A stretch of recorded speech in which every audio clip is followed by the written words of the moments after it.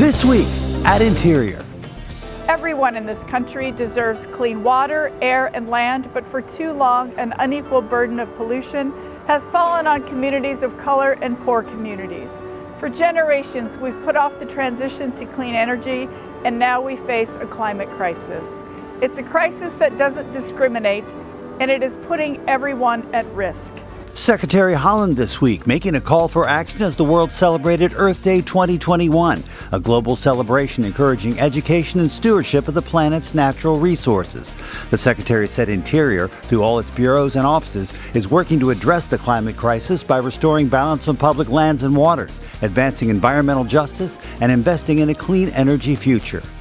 On April 20th, 2010, an explosion on the Deepwater Horizon drilling rig cost 11 lives and spilled 134 million gallons of oil into Gulf waters. It took 3 months to cap that leak.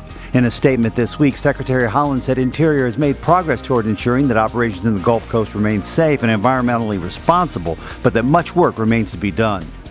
Secretary Haaland appeared this week before a House subcommittee testifying on the administration's fiscal year 2022 Interior budget request. The Secretary responded to questions about addressing the needs of Native American communities, the implementation of the Great American Outdoors Act, and prioritizing a maintenance backlog at the nation's national parks. Secretary Haaland and Domestic Policy Advisor Susan Rice convened the first meeting of the White House Council on Native American Affairs under the Biden-Harris administration this week.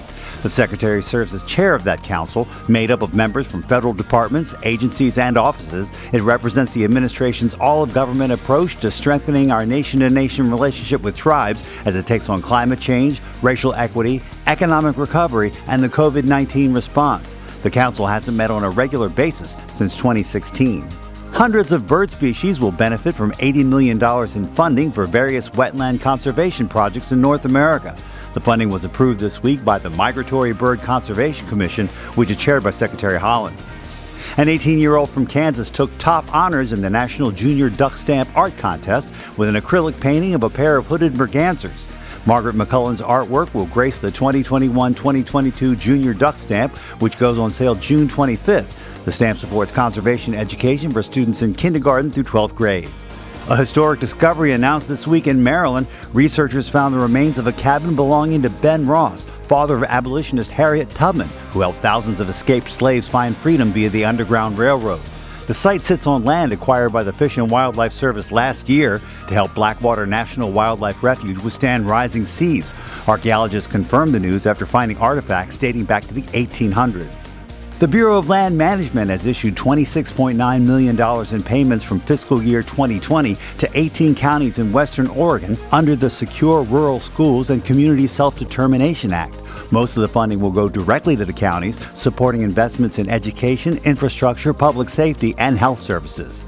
The National Park Service this week announced the launch of the first self-driving vehicle at a recreational public land site.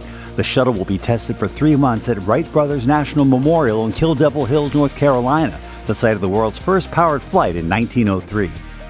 And our social media picture of the week, this sliver of moon floating serenely above an otherworldly landscape at Montana's Glacier National Park.